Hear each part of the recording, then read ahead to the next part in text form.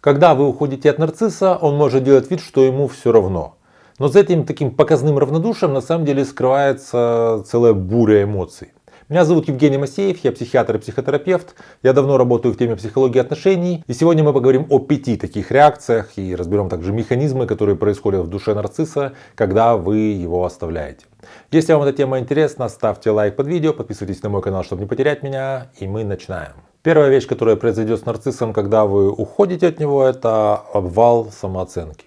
Дело в том, что человек с ярко выраженными нарциссическими чертами, вот он живет, отражаясь в зеркале другого человека. То есть вот ему важно, чтобы он в глазах своего партнера видел восхищение, видел вообще какое-то внимание направленное на него. И когда вот партнер нарцисса уходит без его желания, вот неожиданно для него, он просто проваливается. Он из своей грандиозности сваливается в ничтожество, он чувствует злость, тревогу, какую-то, может быть, там, не знаю, паника, но при этом он старается это все скрывать. И, как правило, вы можете услышать фразы типа: ну, мне и без тебя хорошо, я и сам хотел как-то уйти от тебя, и, в общем, как бы не сильно-то и хотелось. То есть он пытается всячески, знаете, делать хорошую мину при плохой игре, но на самом деле внутри он в этот момент страдает, потому что все пошло не по его плану. Способ опоры, способ получения нарциссического ресурса от партнера, который был для него адаптивным, он утратил, и он в этот момент старается как-то всячески обесценить вообще эти отношения, чтобы не так больно было, чтобы вот утрата была не такой ценной. Вторая вещь, что будет с нарциссом после того, как вы уйдете, он постарается максимально быстро найти вам замену. Ему нужно срочно, чтобы начались новые какие-то отношения. Во-первых, ему важно найти человека, в ком он сможет отражаться, как в зеркале, чтобы получить этот нарциссический ресурс. То есть, скажем, если это мужчина с нарциссическими чертами, вы от него ушли, вот он находит новую женщину, и там же, знаете, это новизна какая-то, вот только люди общаются, там все равно женщина будет уделять ему внимание. Ну, что-то новое, непонятное, я у человека просто узнаю. Он, с одной стороны, на это как бы отвлекается, с другой стороны, ему очень важно, чтобы вы видели, что у него появился новый человек. Он таким образом продолжает как бы то, что было на первой стадии, обесценивать вот тяжесть этой утраты, обесценивать вообще значимость в отношении с вами, показывать, что я очень легко нашел тебе замену, очень быстро. При этом могут быть, знаете, там в соцсетях он фотографируется с этой новой женщиной, и видно, что эти фотографии какие-то поспешные.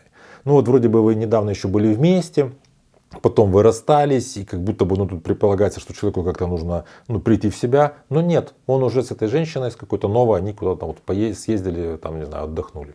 Что кажется как-то вот поспешно. Тут подходит такая, знаете, метафора, когда вот люди пересаживаются с одного поезда метро на другое. Вот он выбежал, тут же перебежал перрон, сел в другой и поехал. То есть вроде бы как он даже не успел остановиться. Вот как будто бы вот он не успел вообще почувствовать, что произошло. Очень важно быстро найти замену. Третья фаза, которая ждет нарцисса после того, как вы его оставили, он будет продолжать обесценивать ваши отношения бывшие, и вы еще узнаете, что он говорит про вас всякие гадости, что-то наговаривает, пытается всячески вас очернить. Как-то вот через общих знакомых вы узнаете, что он про вас какие-то очень неприятные вещи говорит. Для чего он это делает? Дело в том, что вот даже пытаясь как-то отвлекаться вот на замену вас в новых отношениях, пытаясь как-то показывать, что ему все это не важно, он не может забыть эту нарциссическую травму. Дело в том, что у нарцисса очень вот шаткая такая самооценка, и он себя изначально, он не чувствует свою значимость и какой-то вот того, что он заслуживает любви. У него вот этого чувства окейности, которое есть у людей с какой-то стабильной психикой, у него этого нет. Ему важно, чтобы кто-то ему всегда, как будто бы говорил, что ты молодец, ты любим, ты лучший, ты вот замечательный. А у нарцисса вот такой есть подростковый какой-то табель о рангах, где все либо лучший, либо худший. И себя он так воспринимает. Я либо лучший, вот есть человек, который на меня постоянно смотрит, в рот мне заглядывает, постоянно как будто бы я у него в центре внимания, тогда я лучший. Если этого человека нет, значит я худший. Нету никакого промежуточного места. Соответственно, когда вы нарцисса отвергли, вы от него ушли, он себя воспринимает как, что вот я худший, я ничтожный. И для того, чтобы как-то это вот скомпенсировать, ему нужно всячески, в своей голове и через окружающих своих каких-то близких знакомых очернить вас. То есть меня оставила женщина, которая сама вообще ничего не стоит. Просто пустое место, какой-то вот такой антихрист, просто какое-то вот средоточие зла, которое она меня оставила. Соответственно, вроде бы это не так больно мне должно быть. Четвертая стадия, которая ждет нарцисса после того, как вы от него ушли, у него развивается тайная зависимость. То есть при том, что он как бы старается показать, что ему вообще плевать, вообще замечательно у него все, он о вас уже и забыл, и вообще вы такое какое-то самое ужасное, что произошло в его жизни, а у него сейчас все прекрасно, он не может вас забыть, потому что он пережил нарциссическую травму с вами, понимаете? Вы, когда от него ушли, вы его отвергли. А это как раз то, что он переживал в детстве, когда формировалась его вот эти вот нарциссические черты, нарциссическая травма. Его родители были или отвергающими прямо, или просто холодными и не принимающими. И вот он переживал много этого отвержения от значимых людей. И теперь он опять переживает отвержение. Даже если вы для него не настолько значимы, как родители, все равно это его такое больное место. Как бы вот он не может выкинуть вас из головы. Соответственно, у него быстро формируется зависимость от вас. И вы можете замечать, что какие-то в соцсетях появляются непонятные лайки. Вы видите, что фейковые аккаунты какие-то на вас подписываются. Ну вот вроде бы как будто бы похоже, что это он. Или где-то какому-то вот вашему общему знакомому он написал комментарий, который ну, явно адресован вам, а не этому вот приятелю. Он может в реальной жизни устраивать случайные совпадения. Там, вдруг в магазине вы пересеклись, когда вот он как-то из ваших соцсетей знал, что вы там будете, или где-нибудь на остановке.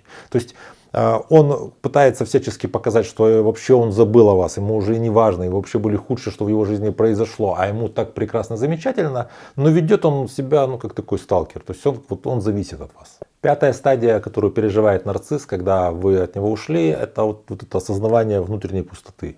Дело в том, что вот эти вот отношения, которые он заводит, так сказать, чтобы заменить вас, они неполноценные, не удовлетворяют ни его, ни партнера. Потому что он все еще находится вот в этом переживании нарциссической травмы по поводу вашего ухода. Ведь обычно же как происходит? Когда человек с там, ярко выраженными нарциссическими чертами или там, с нарциссическим расстройством личности вот, видит кого-то, с кем он хочет выстроить отношения, вначале всегда нарцисс старается создать эмоциональную связку, и для этого он использует вот эту вот стратегию лавбомбинга. То есть все свое стремление к прекрасному и совершенному, которое есть у нарцисса, он облекает вот в это поведение, ну, такое как бы для того, чтобы понравиться женщине. И он говорит прекраснейшие слова, делает прекраснейшие какие-то комплименты и подарки, какие-то широкие, очень выверенные, красивые жесты. То есть все очень классно, чтобы сформировалась эмоциональная связка.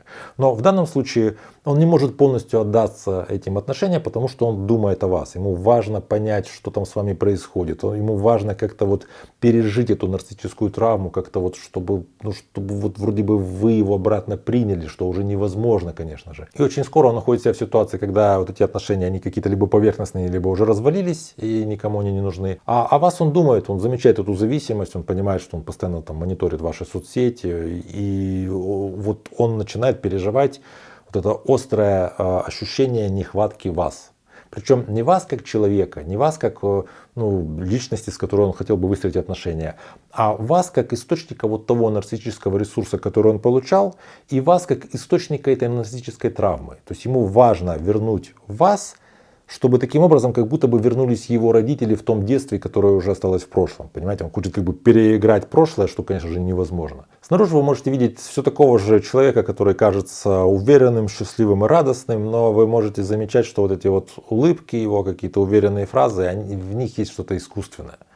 Он старается найти себе кого-то для отношений, он все-таки старается опереться на кого-то, потому что для нарцисса важно, чтобы был вот этот нарциссический ресурс.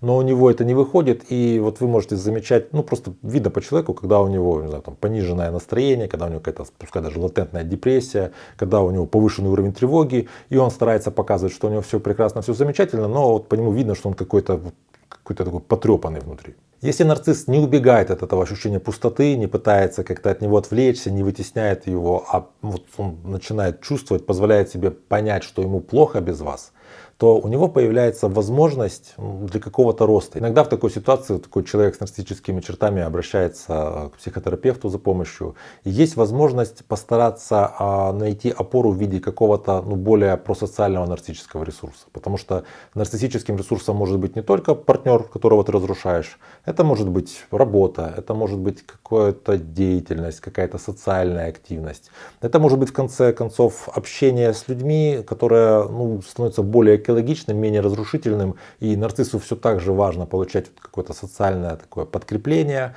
получать признание и восхищение от окружающих, но уже без того, чтобы как-то токсично ими пользоваться. Как вообще и у всех нас во многих ситуациях, вот этот момент кризиса, ощущение вот этой пустоты, которую переживает нарцисс, это такая развилка, где есть возможность, чтобы наступило какое-то исцеление, где нарцисс может постараться поработать со своим нарциссизмом. Либо нарцисс может пойти на новый круг, он может успешно взять все эти свои переживания, их как-то вытеснить, запаковать их в темный ящик, куда-то отложить в комод своей души и пойти на новый круг, искать нарциссический ресурс снова в отношениях, которые будут разрушительными, нестабильными и которые, скорее всего, приведут к тому, что опять от него уйдет его партнер, и он опять будет переживать все эти же 5 стадий. Если вы понимаете, что вы сейчас переживаете какой-то подобный кризис, возможно, связанный с нарциссической травмой или с тем, что вы находитесь рядом с человеком с нарциссическими какими-то чертами, вы можете записаться ко мне на консультацию. Под каждым видео у меня на канале есть ссылки на мои соцсети. Пишите там личное сообщение, и мы с вами работаем. Также, если вы когда-нибудь находились в отношениях с нарциссом и вы его оставили, напишите в комментариях, что вы наблюдали, что вы видели, как он себя вел. И мы постараемся ваши наблюдения сравнить с теми описаниями, которые я в этом видео сделал. То есть, что вы видели и что, скорее всего, там было на самом деле. Это интересно будет поанализировать. Если эта тема кажется вам важной, ставьте лайк под видео, подпишитесь на мой канал, чтобы не потерять меня. Берегите себя и своих близких, и до встречи в следующих выпусках.